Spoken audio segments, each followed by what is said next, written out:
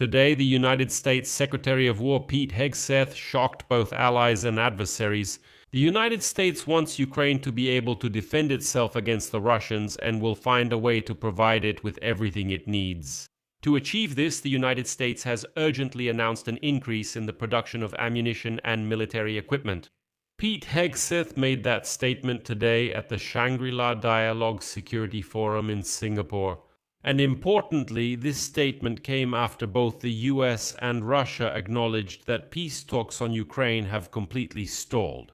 Moreover, Pete Hegseth suddenly admitted that the United States is learning from Ukraine about conducting drone warfare. At the same time, Hegseth stated that China and Russia have indeed assisted the Iranians in attacks on US aircraft in the Middle East region, and that is why the US is calling on its allies in Asia to prepare for war with China, to invest more money in armaments in order to be ready for open war with Beijing.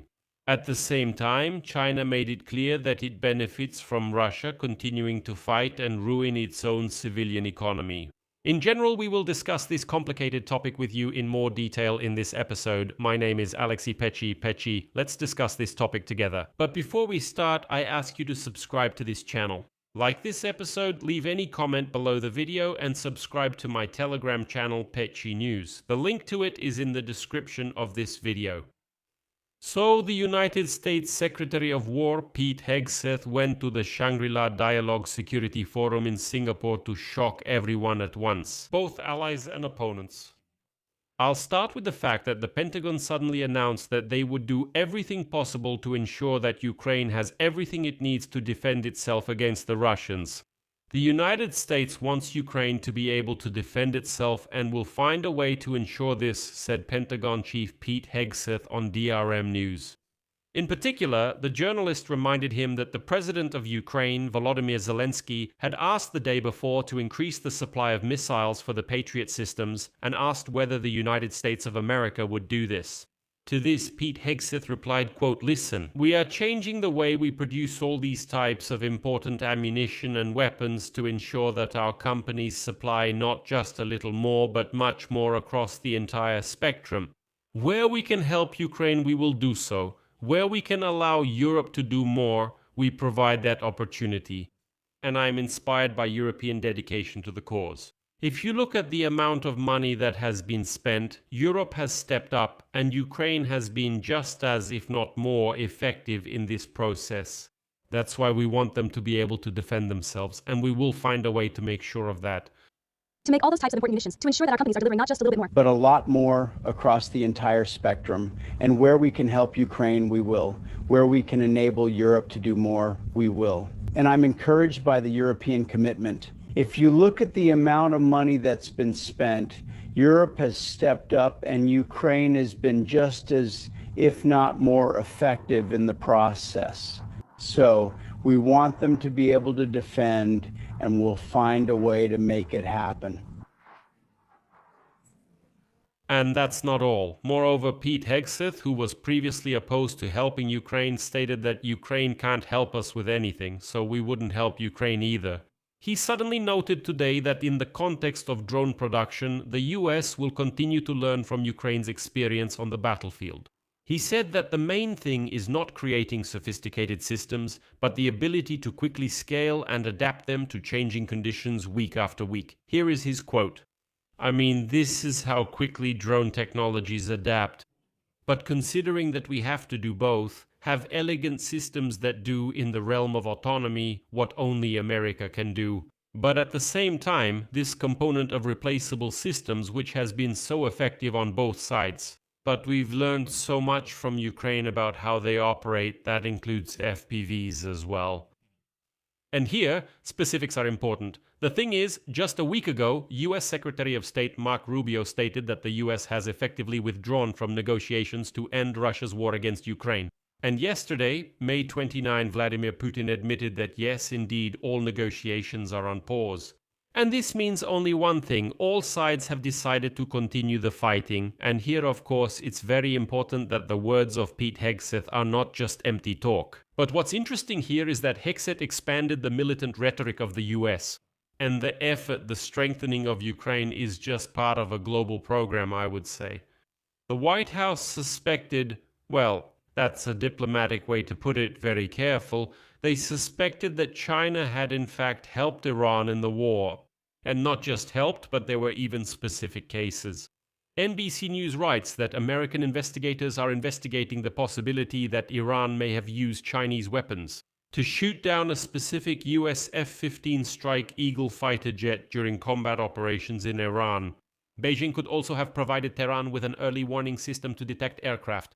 The Americans conclude that the F-15 fighter jet that was shot down over the southwestern part of Iran was most likely hit by a Chinese man-portable air defense missile. And in addition, at the beginning of the conflict, China could have provided Iran with a long-range early warning radar station capable of detecting those very stealth aircraft designed to avoid radar detection. Publicly, the White House denied the radar support. They acted as if nothing serious had supposedly happened.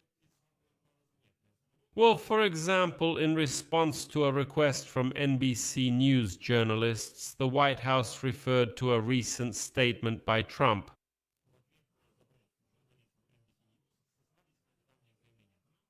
He claimed Xi Jinping assured him China wasn't supplying weapons to Iran. Trump also said there were no Chinese weapons sent to Iran.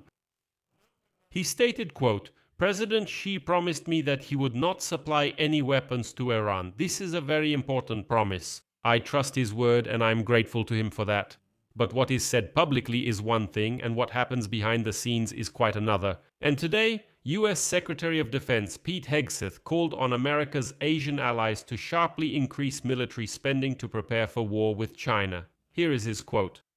"There is a legitimate concern about China's historic military buildup and the expansion of its military activities in the region and beyond. The dominance of any state in the Pacific region could disrupt the existing balance of power. No state, including China, can impose its hegemony and jeopardize the security or prosperity of our country and our allies." Then Hegseth stated that the US expects its allies and partners to increase military spending to 3 to 3.5% of GDP, including Japan, which had been pacifist for many years. According to him, countries in the region are already planning to invest about $1.5 trillion in the development of their armed forces. But I would also note that, on the other hand, Pete Hegseth repeated the position of US President Donald Trump on the need for a fairer distribution of defense spending among allies. Another quote from him, "The era when the United States subsidized the defense of wealthy countries is over. We need partners, not protectorates. A strong alliance is impossible without an even distribution of responsibility. We will not have a strong alliance if not everyone takes responsibility. No freeloading." At the same time, he positively assessed the contribution of South Korea, Australia, the Philippines, Singapore, Malaysia, Thailand, and Japan to strengthening regional security. But interestingly, China itself, although it is building up its military power, still uses wild Russia as a kind of battering ram against the West. These are people who only extract resources and fight. They can't do anything else. The thing is, Russia has objective reasons not to end the war against Ukraine. It's the economy, not about the country itself, which has been completely shifted to a war footing. So in fact, right now, Russia is living completely on a war footing.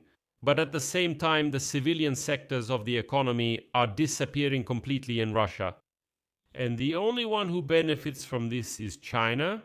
China is simply enjoying the fact that the civilian economy in Russia is dying completely, that Russia is fully switching to a war footing. China likes it when the Russian civilian economy ceases its activity. Why? Почему? Because they can flood the Russian market with Chinese goods and scoop up cheap Russian raw materials. And Russia will continue to fight against all of NATO. I'll leave it at that. Share your opinions and conclusions in the comments under this episode. Subscribe to the channel, hit the bell, and don't forget to like. Also, if you want to support the work of this YouTube channel, you can do so with any donation using the links and details in the description of this video or by using the QR code on your screens. That's all for now. Take care of yourselves. Goodbye, everyone.